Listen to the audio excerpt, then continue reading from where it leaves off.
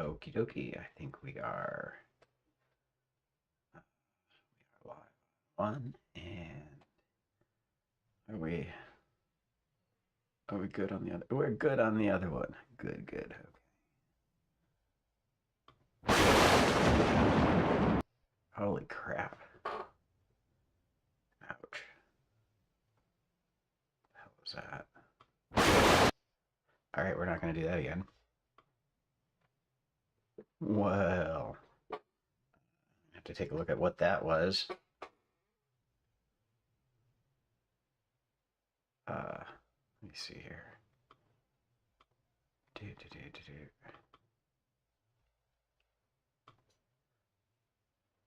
Is that possible that that was that loud?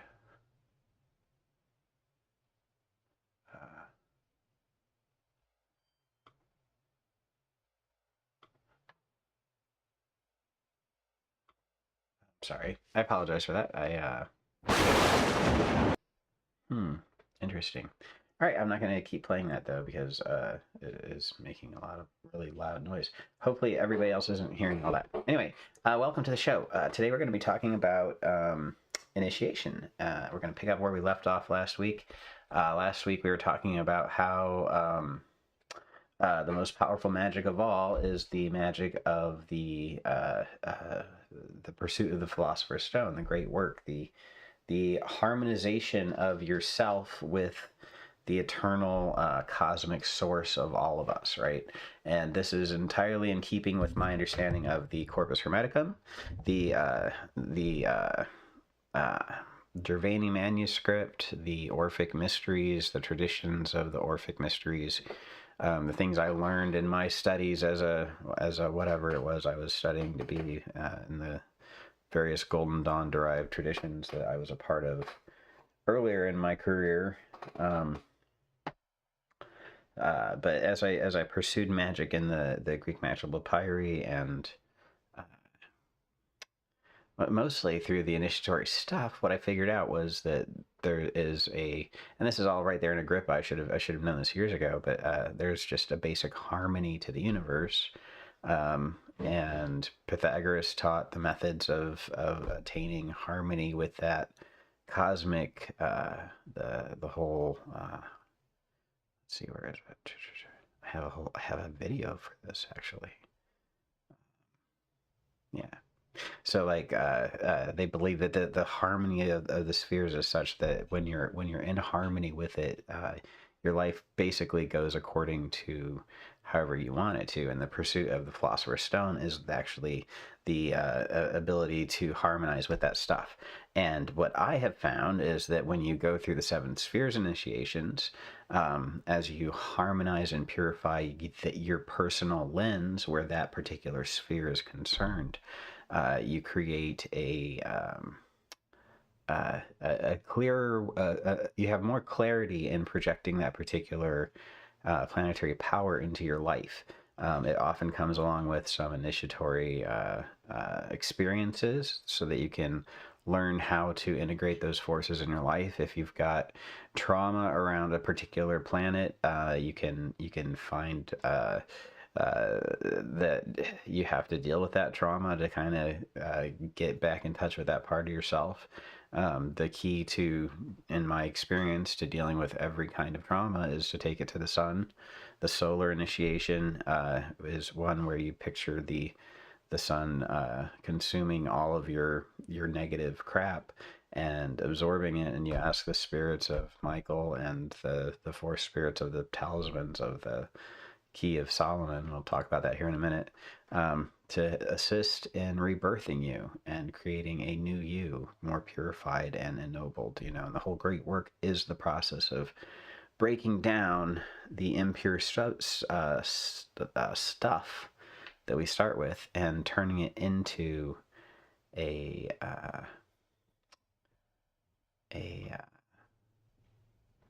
what do you call it?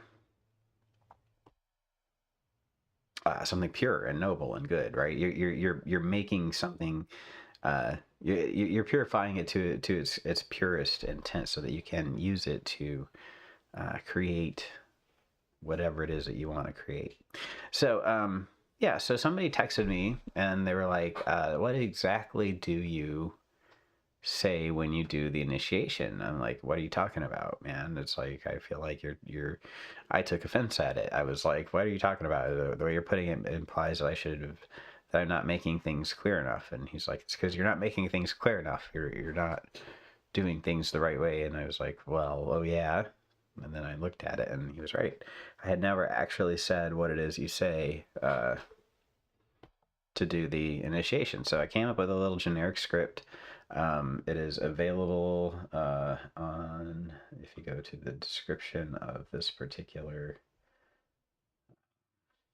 I shut that down. Sorry, if you go to the description of this video right now, there's a link in the comments to a PDF. Trying to find, I don't have it, of course, I don't have it handy. Let's see, here we go. Copy and paste. And this is the actual script that I put together for doing the initiations. And I'll turn that on. All right. So this is available. There's a link in the description for our meeting right now, the event on Facebook. And if you're watching the live video on Facebook, it should be in the description. If you're watching it on YouTube, on my YouTube channel, it's also in the description.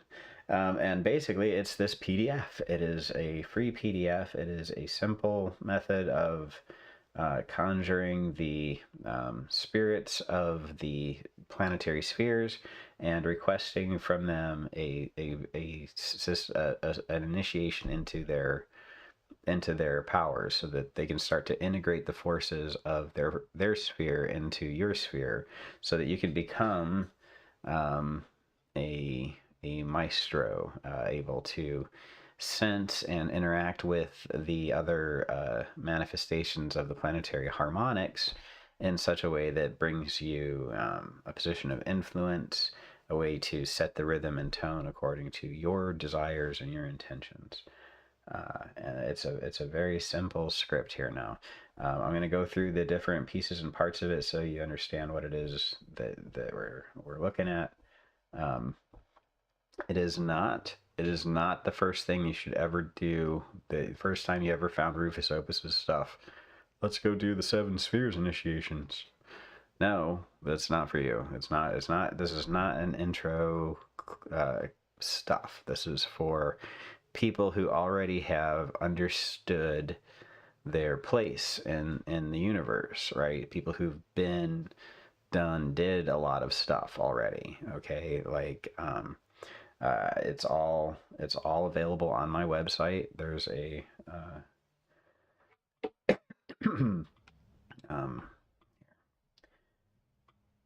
Opus. If you go to rufusopus.com, this is my dashboard. Oops. All right, the actual site, the front page of the site, the home page, which should load any second now. I'm just waiting for it to just load. It's a WordPress site, so it does its own. Anyway, so if you go to my website, rufusopus.com, if you go to browse available courses, base curriculum, no fee. That's I can't put it more clearly than that. This is the free stuff. This is the stuff that you should already know before you start doing these initiations, okay, in my opinion. At least sit through the conjuration class. Okay, this is like 3 hours of really intense stuff that tells you what you need to know before you start conjuring spirits, right? And just what you need to, it doesn't tell you what you need to know, it tells you how to figure out what you need to know. I don't tell people what to think about things. I tell you what I've experienced and how it seems to work, in my opinion. Yeah, but this conjuration class is about figuring out how you relate to everything else in the universe, so that you can conjure the spirits in confidence. And it's based on the Corpus Hermeticum that tells you that you received a portion of the 7 spheres as you descended through the heavens on your way to materialization. This process of initiation that we're going to be doing today is about reintroducing you to those powers so that you can claim those powers and be in a state of authority. But if you don't know anything about those powers, I mean, what are you going to do with them? You're not gonna be great with them. It ain't gonna go well for you, or the people that you love, or the people that are relying on you to get your poop in a group. And yeah, it's you don't have to use your powers to disappoint people. You can use your powers to make people happy instead, right? And it's not hard to stop disappointing people when you just start taking care of yourself, and then you'll find yourself in a position where you can take care of other people, right? And it's all part of my master evil plan to create a better world, one magician at a time, by empowering people to create their own best world. Because I figure if we all have our own good world, then everybody's world gets better. You know, the rising tide raises all ships, or that's how it goes. So anyway, take the conjuration class thing and take it seriously, and understand your know your place in this situation and what it is we're supposed to be doing. And the thing is you know, when I come to my conclusion on this subject, I determined that my place is to be creating consciously my experiences, and not necessarily 100% of the time, but as much as I can, influence as much as I can, for the sake of establishing my vibe on this world and bringing things into harmony with it. And this is all based on Agrippa. This is not modern New Age bullshit. This is ancient New Age bullshit. Going back to Agrippa, this is a basically a summary of what what Agrippa wrote in book 3, chapter something or other. But basically he says, whosoever there shall know themselves shall know all things in themselves, blah blah blah. How and at the end it says, and how all things may be fitted for all things in their time, place, order, measure, proportion, and harmony, and can draw and bring to themselves even as a lodestone draws iron. This is basically how to get what you want to come to you without having to do a lot of work yourself on it. Right? I mean, that's not necessarily true. You actually have to do all the things that make it happen in your life, but it aligns the forces that create our experiences behind your intentions, right? It's just basically, it does the magic that we do magic to do. It creates your universe for you.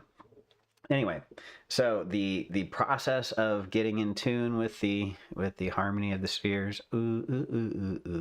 is to go through the 7 spheres of initiation, right? 7 spheres initiations. As you go through each of the 7 spheres, you will be cleansed and purified. In the Corpus Hermeticum, it talks about, once upon a time I had.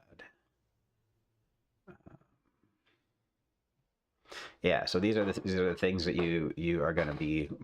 These are the negative qualities of the 7 spheres according to the Corpus Hermeticum. The divine Pymander is telling, what's his name, Hermes Trismegistus. He's explaining to him how things work, and he says to him, all right, when the spirit dies, when you die, you go back up through the 7 spheres, and you surrender something negative that's related to each of the spheres. Now, these give you a clue about what if you have a negative consequence to going through these initiations, what it might be. All right, in the first zone, that's the sphere of the moon, the energy of growth and waning. Right, so that energy that you put into making things happen, you let that go, right? And when is that evil? It's evil when you don't want to let it go, or when that's all you ever do. Okay, so when I say things like ABC, always be creating, has been my revelation of the great work.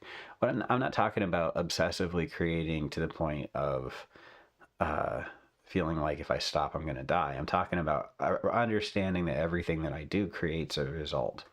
And that's all it is acknowledging that everything I do is going to create something. Even if I choose not to choose, I still have made a choice, right? It's just how it works. It's whatever you do in this world, you're going to have a consequence to it. That's just what it is. You're always creating, you're always creating your next set of experiences to one degree or another. You're influencing everything. You're, at the very least, you're controlling your response to stimuluses beyond your control. You know what I'm saying? Um, anyway, the point is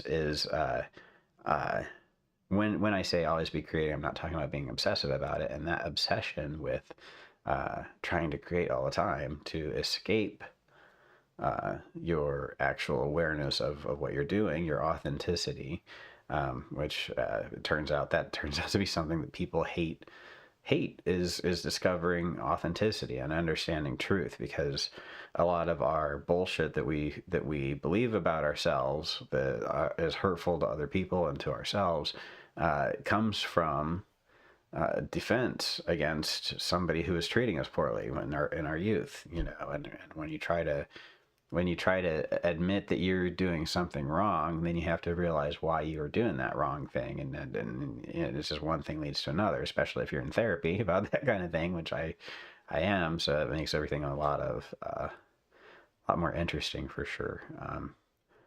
Uh, but I highly recommend therapy for everybody, by the way. It's really useful to deal with some of this stuff as you're unpacking it.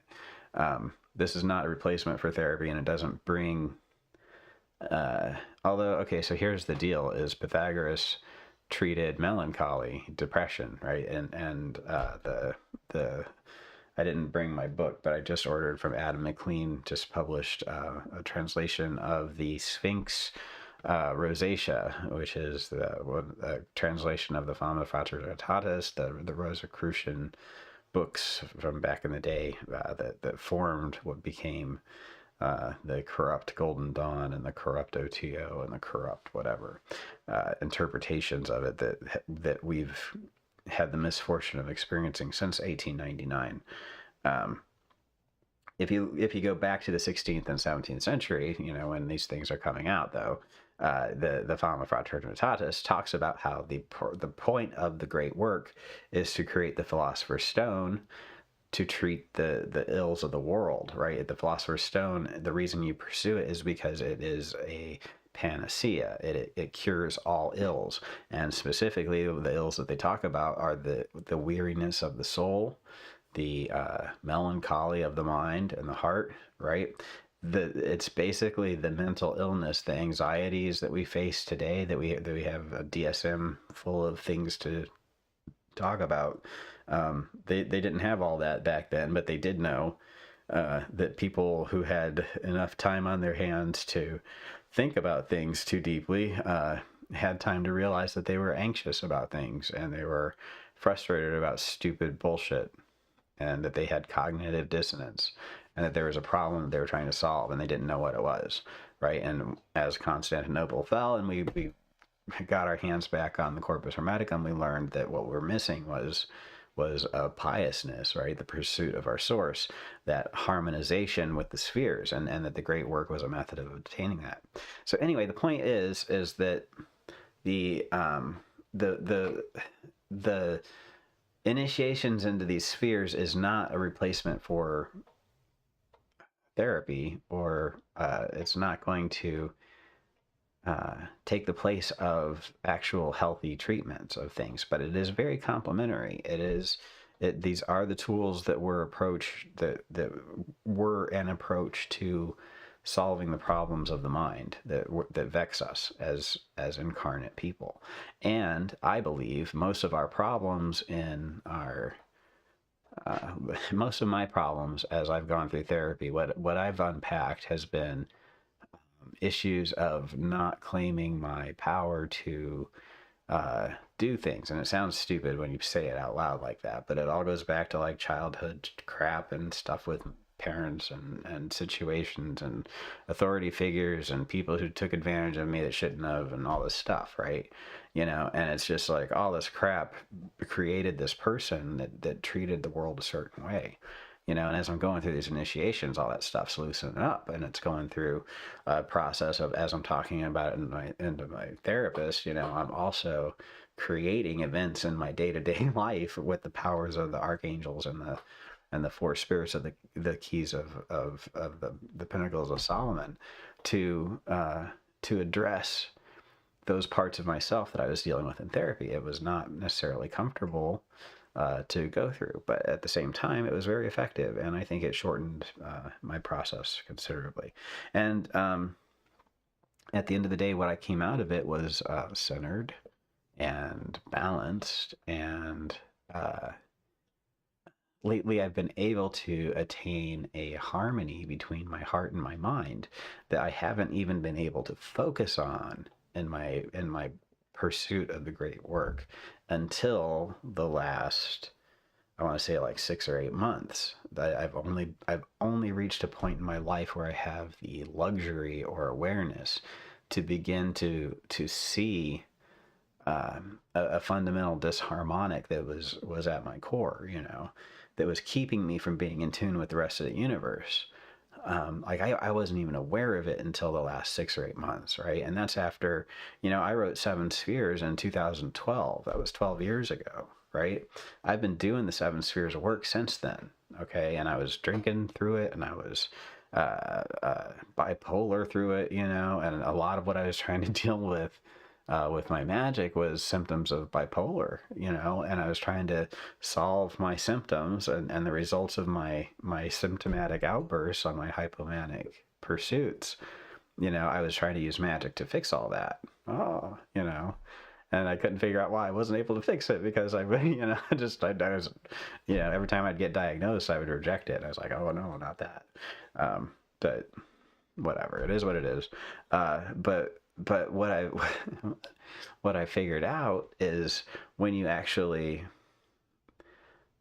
honestly address your situation, and you're able to harmonize your intents with your initiations, it brings your focus to a point where you have to accept these fundamental corrections in your life, and you're also empowered to do that, right? So you're not like challenged to do something and left too weak to do it. You're also given the power to make that different choice, to express yourself in a different way, and you have the wisdom to do that because it's tapping into your training that you've received in your classwork, right?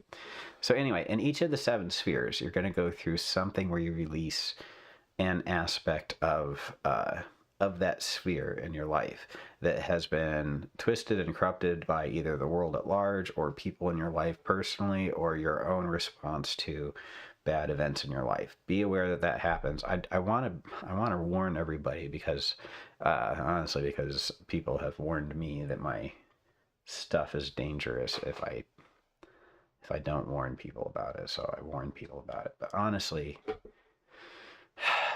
it's not that bad.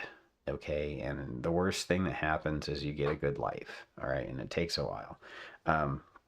But the occult transformation that is possible when you apply these lessons from the seven spheres to your life, and let yourself actually deal with the root problems that you're facing, and you stop chasing symptoms of your illnesses or your symptoms of your actions, and start looking at your source, right? Your source. And this is something, this is all Emerald Tablet stuff. This isn't like this isn't hokey. I guess it's kind of hokey, but it's all about how you get the evil demon to not inflame your passions about things, according to the Corpus Hermeticum, 3rd century AD writings from our Hermetic ancestors. Our lineage as Hermetic magicians taught us that we would be afflicted with our passions and our vain pursuits that only cause trouble until we pursue our source. All right, so until you look at and you can see this as a metaphor for mental health if you want to, until you start looking at the source of your problems in your life and recognizing that it's you and your mental illness, if you have one, and accepting that that's a problem. Until you accept that it's a truth, then you can't fix it. You don't have the tools to fix it. Like, it took me not only getting diagnosed, but also realizing what that meant and getting past my knee-jerk reactions of all the stigma and all that stuff that came up with it, until I got to a point where I could actually start getting the help I needed. And it took years and years and years before I found even a situation where I would let myself acknowledge that truth, right? And the thing is the magic that I was doing that whole time was powerful and it was super effective, right? But it wasn't curing my mental illness. It wasn't healing me because I wasn't using it for that. I wasn't asking the spirits to bring me transformation, a sound mind, a harmonic heart and a mind. I was living pay, right? Like the Tree of Life says it right there in the Tree of Life. When your Mercury and your Venus are out of whack, you're going to have the path of pay, which is the lightning struck tower, right? This is all standard esoteric knowledge. Like it's really hard not to know that when your mind and your heart are out of balance, you're going to have chaos as a result of that. As a magician, it's right there on the Tree of Life. It's like one of the very first things you learn when you're reading the tarot deck is that death isn't necessarily death, but the lightning struck tower is always bullshit. It's always going to be bullshit, and it's like, because it represents that dissonance, that lack of harmony inside, your cognitive dissonance, that lack of harmony with your truth, your lack of authenticity is what creates that chaos in your life, right? So when you have a chaotic life, it's because there's something that's not authentic about it, right? You've let people walk over your boundaries, or you've had your boundaries taken away from you. Your power to defend yourself has been taken away from you. Something isn't right, and that's what's wrong that you need to fix first, right? And that's why we learn all this stuff about magic. That's why we get our noses rubbed in all these talismans about fixing our life up, like, why do you need a Saturn talisman? Because you need to stop things. You need to stop things from happening that are bad in your life, and you need to be able to start an earthquake to do that. Sometimes you need to rattle the walls of a city, right? You need that level of power to overcome the forces that are standing against you, and as you start to reclaim your power as a magician, the world's going to rise up to take it back from you. Okay, they don't want you to be free. Nobody wants you to be free. Everybody wants you to serve them. The people who love you the most also want you to serve them, to take care of their hearts and their love for you. Like, if that's my love, you better not fuck yourself up, right? Because you owe me, because I love you, because I'm so special that I give you my love. They expect things from you, right? And you can accept it or not, right? But the fact is that everybody wants something from you. Even the people that love you want something from you, and they always want you from you, right? And it's when it's harmonic, when it's resonant with what you want, it's great, and it's a synergy, and the people that are taking from you are also giving to you, and there's more to take because you're there. It's them that are taking, and you have more to give because they're also giving more than they had by themselves, right? That's a healthy kind of exchange of energy, right? But so much of the world is based on you serving billionaires, and that's the material side of it. But it's not just billionaires, it's narcissists, and that's the emotional side of it, and that's your family, and that's your social work, or your work people. It's all layers of emotional stress and abuse,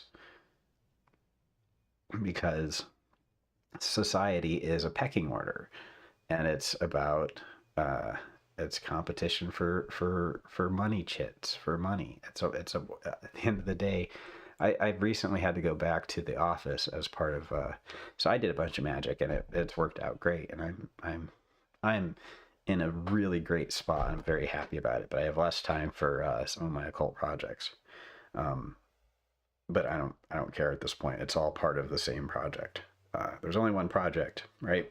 The project is to get land and get out and be self-sufficient, right? Or at least in a safer place than I feel I am in a urban environment.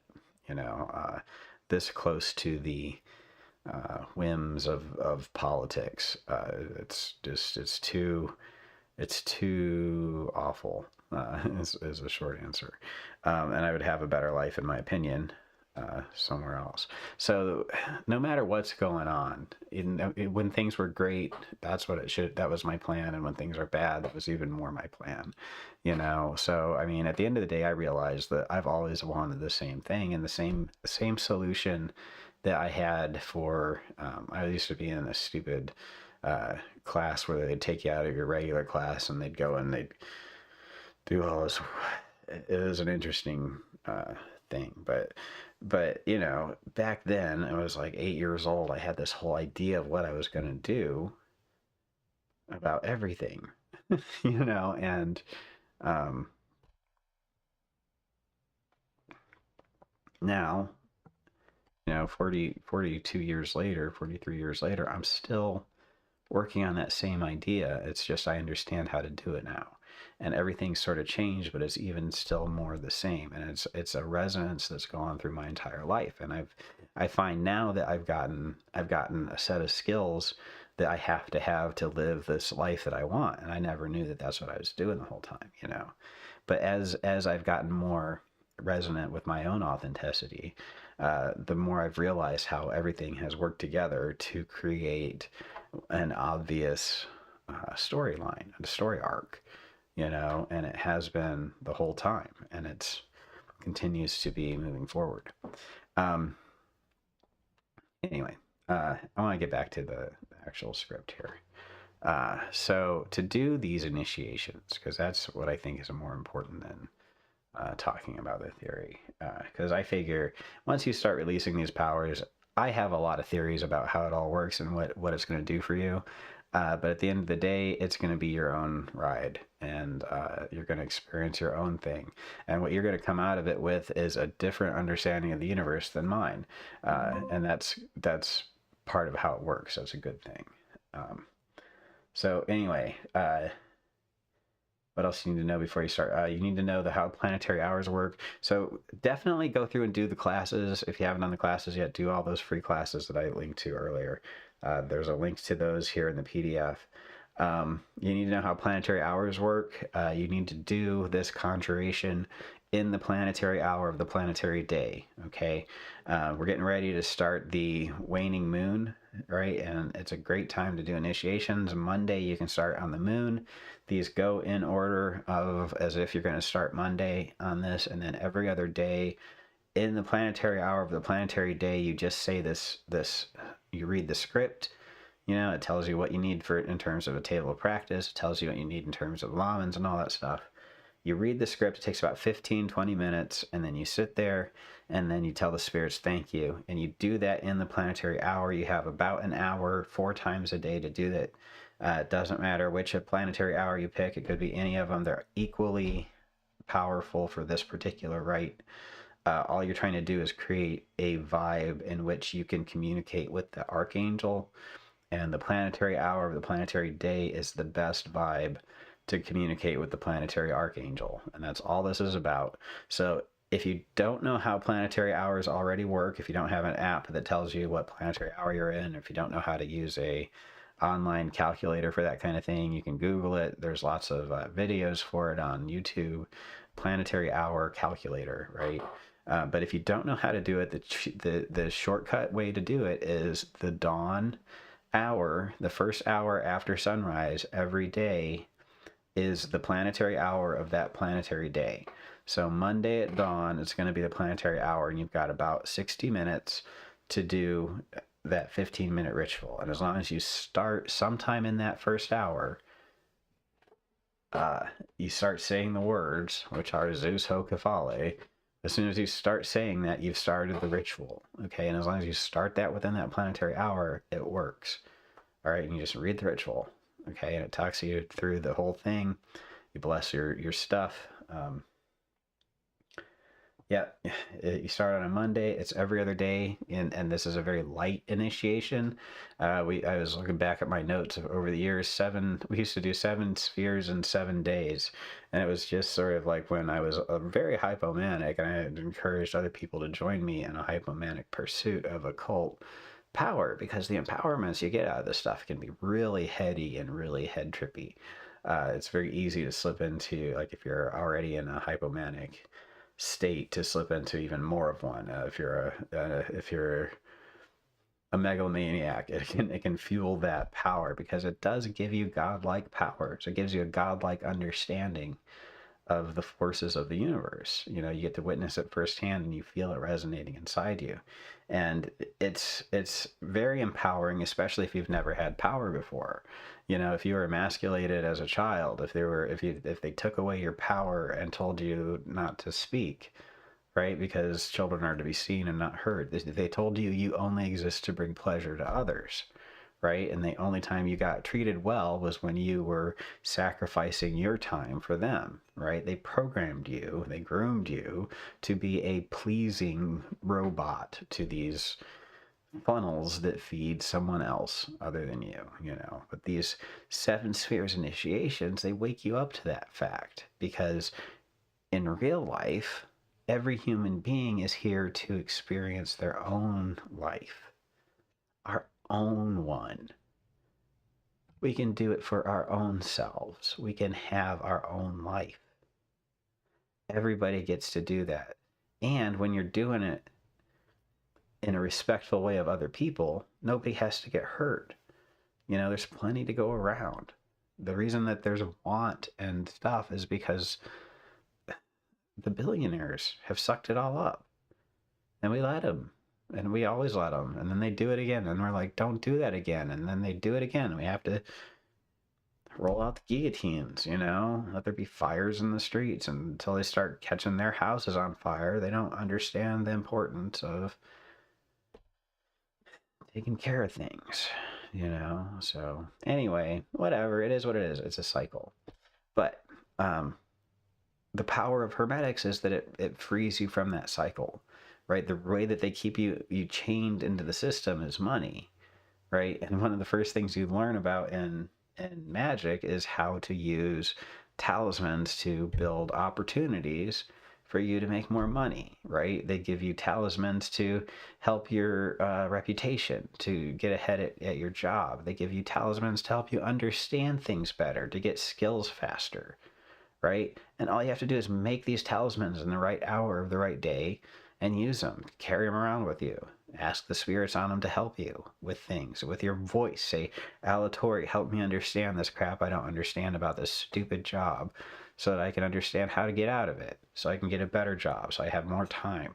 And the way it works, you guys, is when you have more money, you have more time to pursue the mysteries. It's a luxury to be able to escape the crap of this world, all right? And it's a lie that you don't have the right to be a participant in that luxury, okay? And the thing that magic provides us with is a way out of the rat race, okay? I posted this thing the other day. It said that a magician is never employed nor unemployed. They simply produce the bag when they need it, right? And I kind of fucking hate that, but it sort of is sort of true.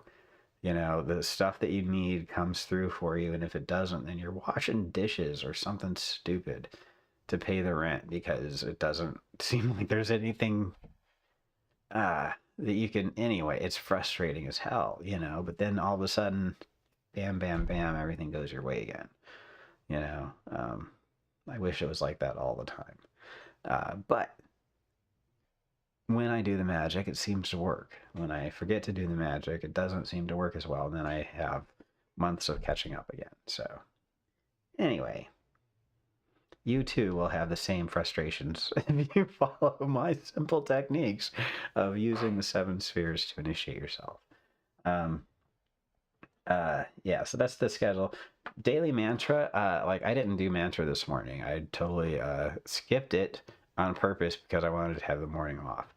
Yesterday, I didn't do it because I forgot all about it. But I was out kayaking at 8 o'clock in the morning when I was supposed to be doing mantra. And I was going to do it from the lake. I'm like, oh, yeah, I got to do mantra. So I'll just do it from the lake. And then I get out of the lake and it was just so beautiful. I just lost sight of it.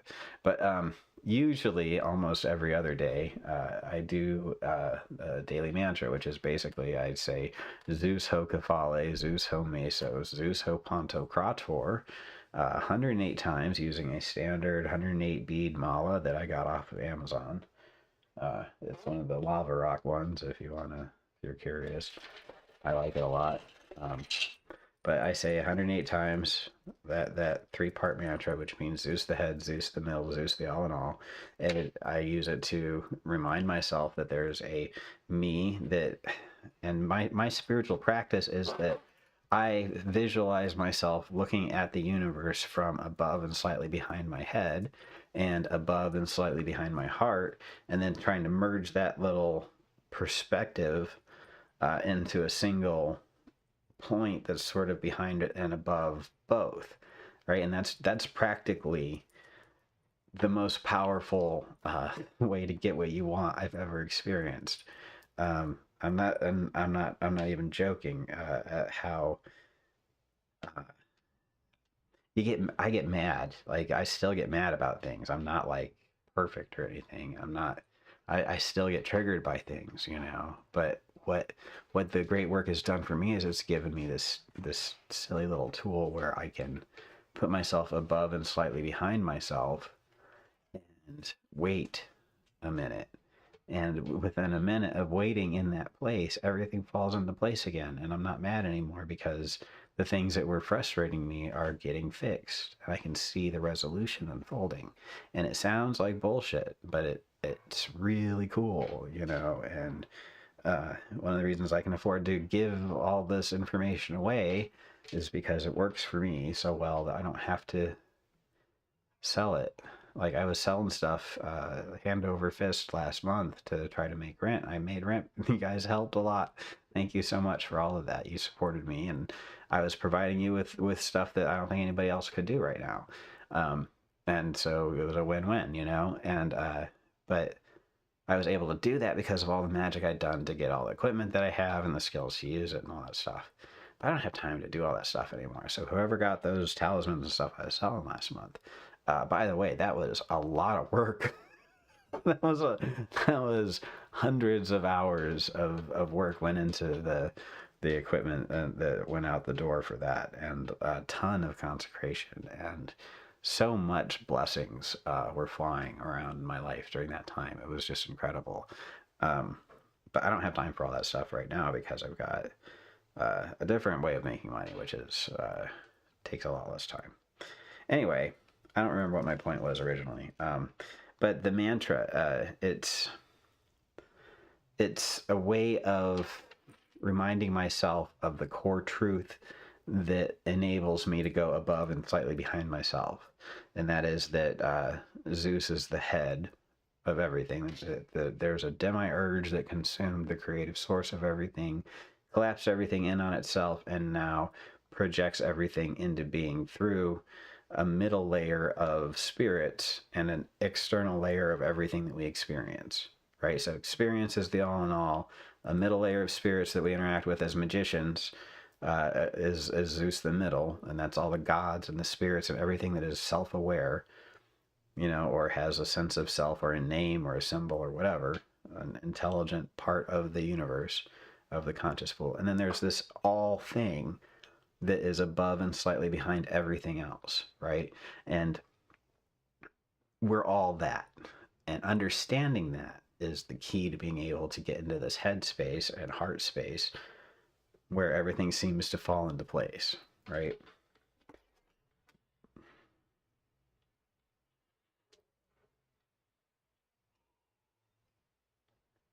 So, the mantra itself, there are physiological reasons to do mantra. It doesn't have to be my mantra. Any mantra, Om Gam Ganapataye Namaha, is a good one.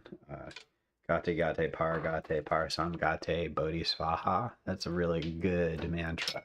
It's about disassociating yourself from yourself enough to slip back and above and slightly behind yourself. It's a great way to do that, you know. Anyway, it doesn't really matter what you say, you know. Hecate devotees, you know, you're using eo heka eo ho. It's a great mantra, but it's relatively recent, you know. But the vibrations go through your throat into your core, right? And it creates a vibration that you're projecting with your intent, with your mind and your heart, to a deity that resonates with your imagery that you're putting out there. Then you're creating a vocal touch point to this world where you're making the invisible real, physical, the unseen. You're making it physical through your vibrating noise. You're harmonizing eo heka eo ho, or om gam ganam pate namaha. You're vibrating it into being. Om, right? So anyway, it changes things when you do that. It changes your head, it changes your chemistry, it changes your perception of things, your understanding of things, your ability to understand things changes, right? Breathing techniques are worth doing. Why? Because, in my opinion, they teach you how your breath changes your emotions and your thought patterns.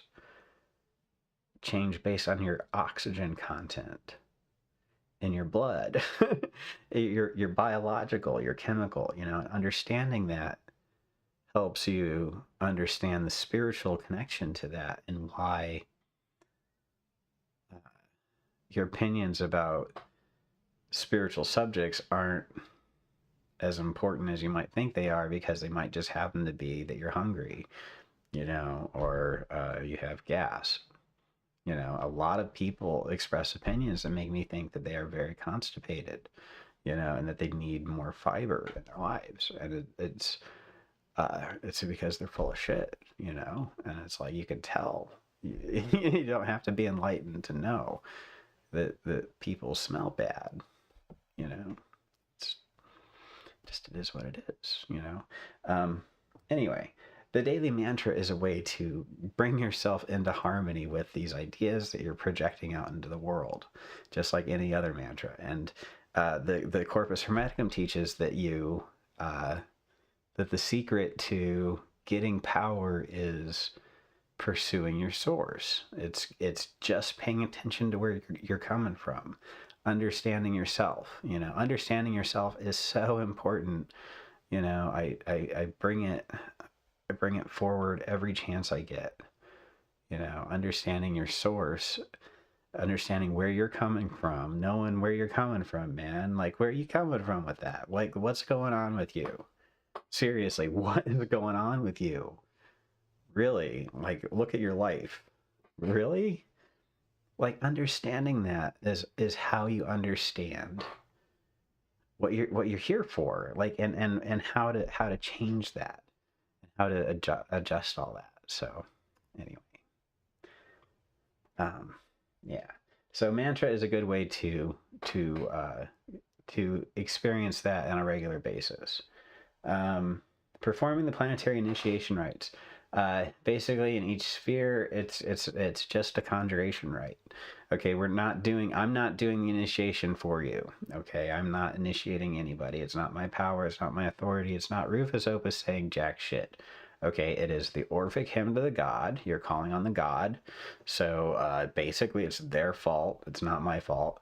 The archangel represents the intellect, the ability to take the powers represented by the god and putting it into words that can be construed by the builders of the universe so that it can be turned into a physical thing. Okay, so to understand where I'm coming from with that, the archangels are like the architect, and they're able to take the ideas that they get from the god energy, and they're able to make a blueprint that they can hand over to the construction team to produce the idea. Okay, and the archangel is part of our conjuration because it's the part that transmutes the power of the god into the symbols they can be turned into the experiences that we're trying to vibe into being with our spoken statements of intent during our conjuration.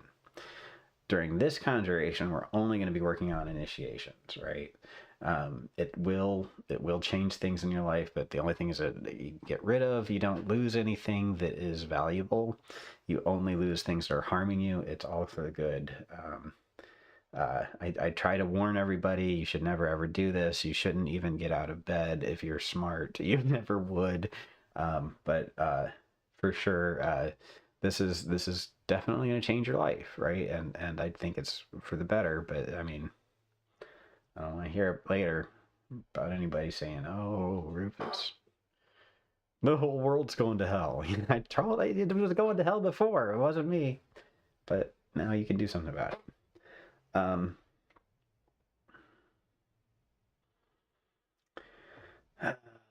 All right, so the stuff you're going to need, this is a standard Rufus Opus approach to things. It's all based on Trithemius, which is 17th century conjure technique.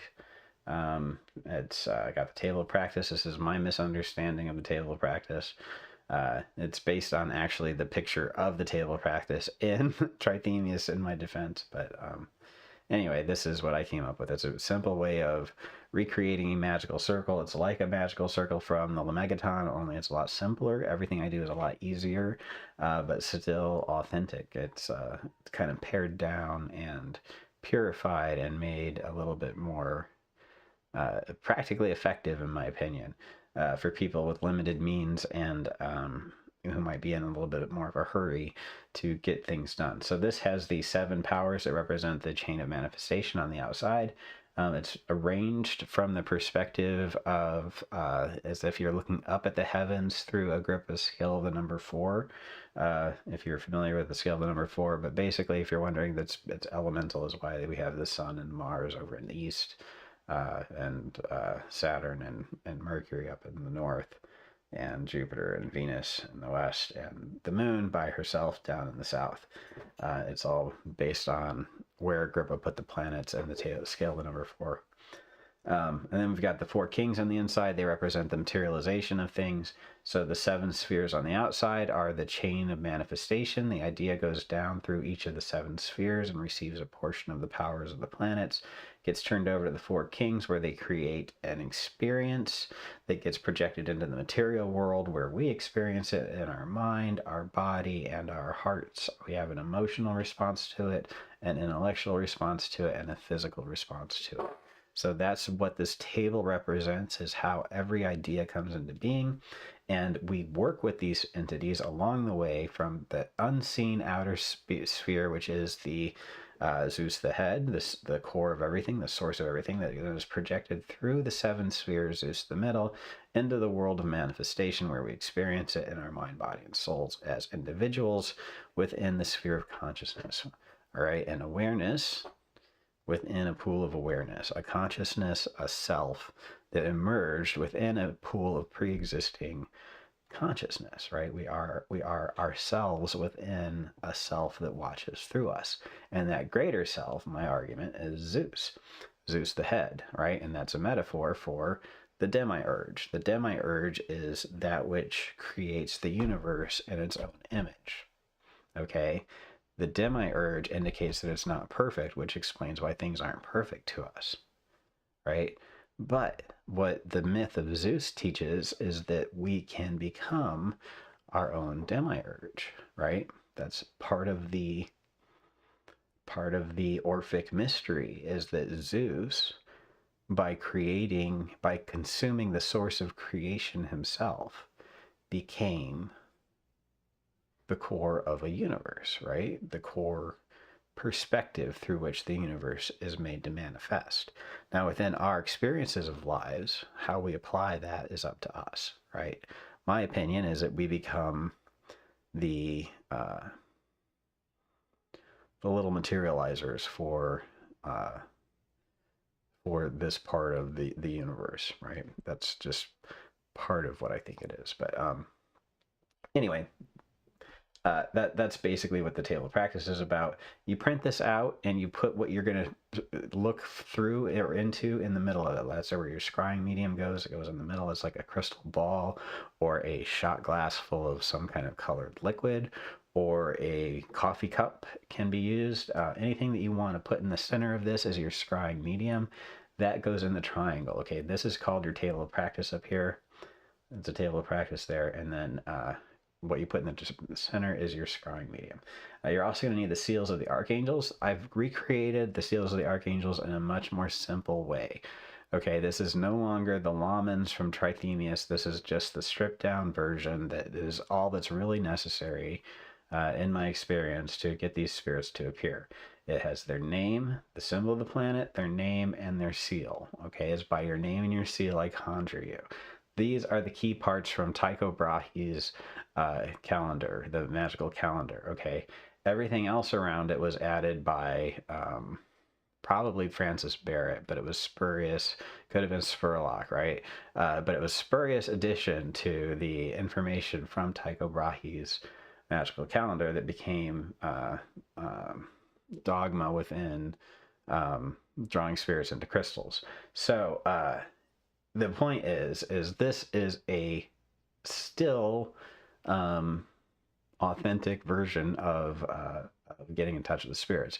It just gets rid of the lamens that were kind of more elaborate and had some god names on it that were not really part of my pantheon at all, and didn't make much sense for me to be working with.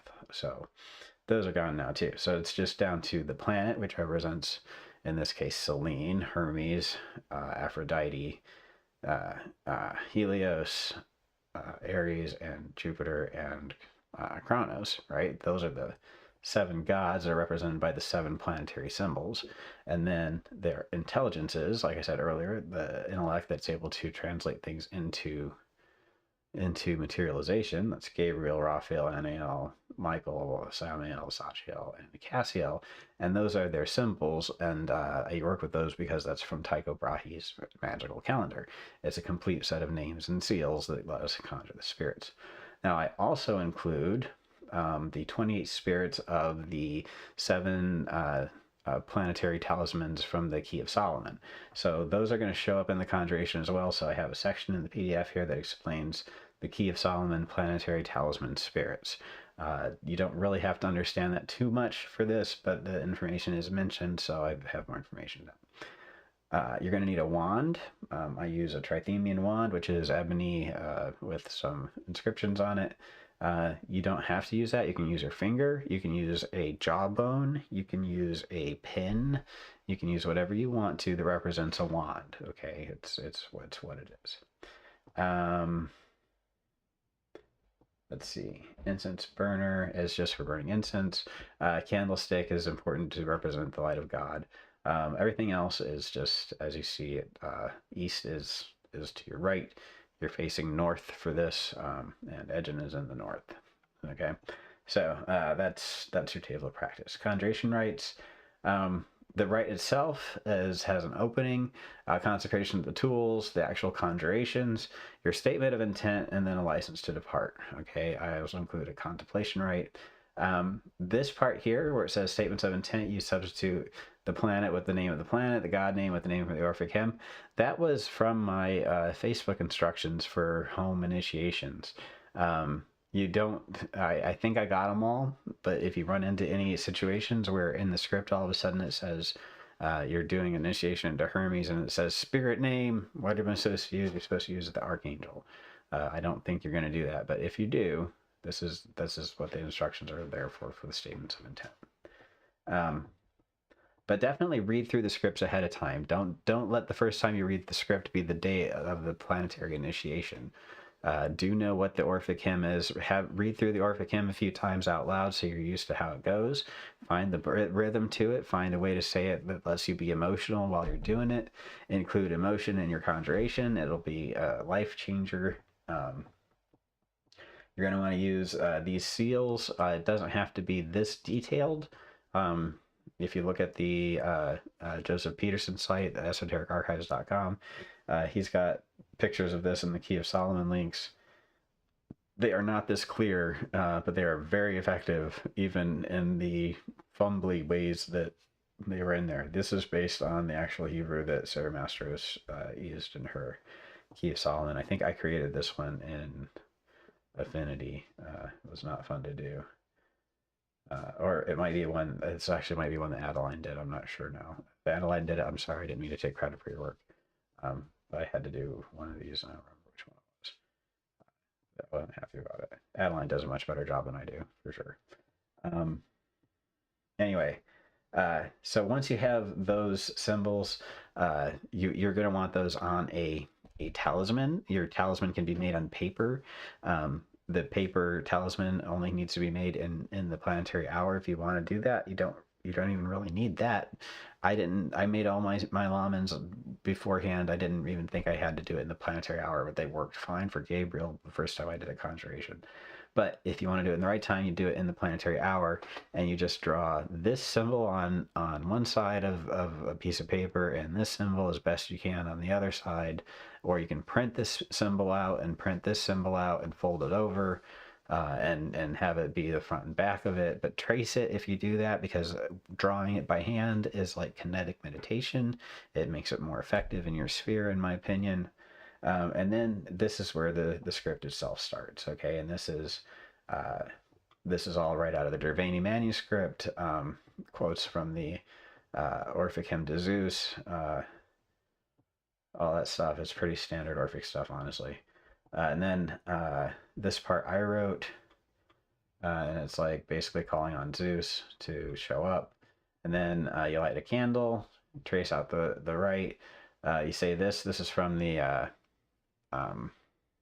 it's left over from the Greek magical papyries headless rite. So that and this are part of the headless rite that has been a major part of my personal initiations throughout my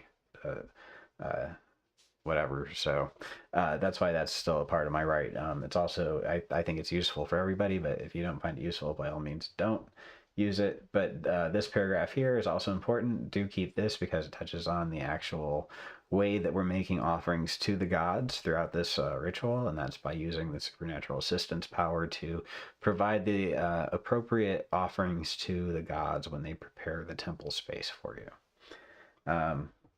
You bless the scrying medium. So if you're scrying in a shot glass or a mug of water or a crystal ball or whatever, you bless the scrying medium using this scrying medium blessing. You bless your incense, either the stick of incense or your charcoal incense, with this conjuration, and then you jump right into the Orphic hymn. So here's for Monday, it's the moon. You say the Orphic hymn. You say this is for the spirit dispatch. This is where you call on the intelligence of the planet and the four spirits of the seal, right? And that's just for formal reasons. I want them there so that they're there to help you manifest the results in your physical environment in a way that is useful and beneficial. And then you charge the spirit. This is just a very generic statement of intent. Now, it's in the name of the god, and by the name and seal of the intelligence, come now from wherever you may be. And then you ask the intelligence to initiate the process of integrating the forces of the planet into your sphere of influence. And that's a very gentle way of saying, give me an initiation into your sphere. And it also gives you an indication of what you're going to receive. It's not going to be, zap, here's the powers of the moon. Now you can wax and wane everything when you see fit. You can raise the tides, and lower the fortunes of all mankind, and do magic of blood and witchcraft. You kind of do get that, but it's over time you learn how to use it. But it's an initiation is the beginning. It's initiating. It's a start of things. So that's what you're doing, is they're going to initiate these powers in you, and they're going to start weaving them into your sphere and reminding you of how to use them.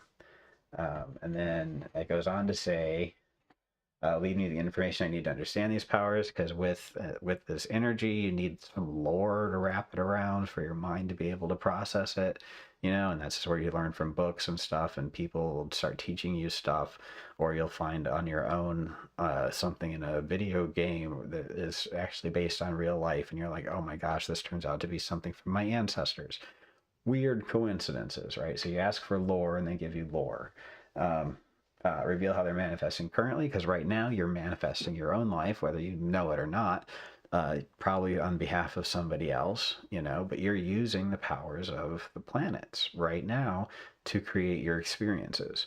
This reveals to you how you're already doing that in a way that helps you understand how to do it better on your own behalf.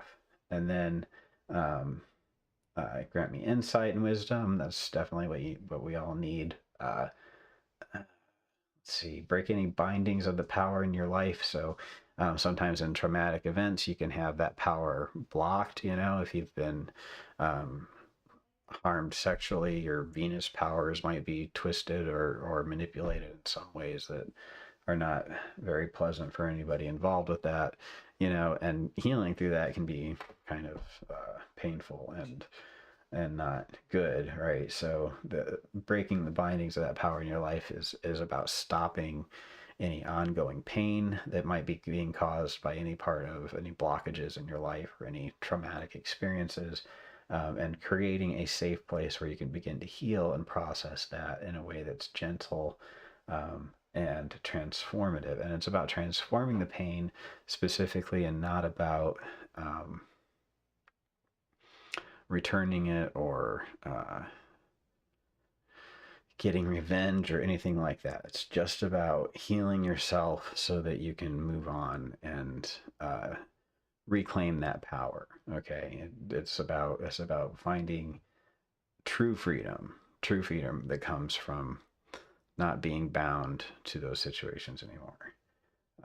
But also, I specifically ask for gentle healing and transformation, gentle being the key word, and showing how to use it for benefit without sabotaging joy.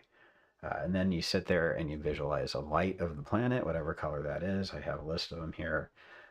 Feel it being a part of you, feel you being a part of it, try to resonate with it, try to find that vibe with it a bit, and then give it the intelligence, the license to depart, and then you're done, right? And you do it every other day, starting on Monday. Work your way up through the 7 spheres. Go ahead and go all the way through to Saturn, and you're going to integrate these forces, and you're going to find yourself becoming more and more pure as you go along. So that is all I've got for this today. So, all right, let's see. Notes. I had started the initiation of the spheres after your classes and reading your book. After you posted the script Thursday, I tried Jupiter for the 3rd time. This time, my real life is normal, no change, but my dreams have been vivid, lucid at times, and profound. Is that a success? Yeah, absolutely. It's a success, especially with this ritual. It's very, very gentle. It's very, it was hypnotic to start with. It's about being, tuning into things. And also, I'm weaving my own intent into these rituals as well, which is to bring a more guided, directed result than what I had for myself. So hopefully that's going to come through and help you out too. Eduardo, yes, exactly. Good vibes. It's okay, Solar, you're never late. A wizard only shows up when they mean to. Which planets for finding a house? There's a goetic spirit that's supposed to be good for like helping you establish a castle that I worked with before that was pretty useful. Bune was very good as a goetic spirit as well for helping me with that. Yeah, it's putting putting your awareness ahead and slightly behind yourself while you look at Zillow or whatever it is you're looking for properties. That is a silly method, but it does seem to be super effective for that kind of thing. I found a $40,000 property the other day that I haven't followed up on because I don't have $40,000 to drop on that kind of thing at this moment. But strangely enough, things might show up in other ways that change that. So yeah, that's okay. Let's see. Thank you for the work you provided. You bet, Douglas. No problem. The observer observing the observed. Absolutely. Hey, Danny, how you doing? Yeah, but going back to the question about the houses, I would go with the sun for projecting what you want and having a clear vision of what you want. Venus for because of hearth and home, sort of, and Venus seems like sort of good for that. But Jupiter for sure because he's also the greater benefic, and he provides health and necessary wealth, and the kind of wealth that you get from real wealth is always land wealth, right? So you're looking for land and blessings in that way from him. The sun is also good for not just being aware of things, but also like hearing good rumors about things. So whichever you have the best time for, I would work with either. I would start with Jupiter, and then go to the Sun, and then Venus in that order, or all three in some way if you can. When do we light the incense? Oh, during the blessing of the incense. You light it during the blessing of the incense. I used to have that instruction in the script. I'm sorry. I should add that. But yes, so it's. I conjure the creature of fire, light the incense. That's right there. By the power of the forces that flow through all things. So for me, I do the charcoal. I light the charcoal before I start. It's already glowing hot when I get to this point, and I say, I conjure the other creature fire, and then I sprinkle the incense on the charcoal, so it starts to smoke when I say, by the power of the forces that flow through all things. And at that point, it's starting to smoke up, so it works out pretty cool. For me, if you're a part of the academia.edu, here, I'll show you. This is one of those subscription things that are actually absolutely worth it for magicians. Academia.edu, the Dervani Papyrus, Many Questions and Some Answers by Alberto Bernabe. This link I have posted in several of my descriptions. I'll just post it here in the chat room. But this is the best manuscript for understanding where I'm coming from with all this stuff. It's where I got almost all of my information from.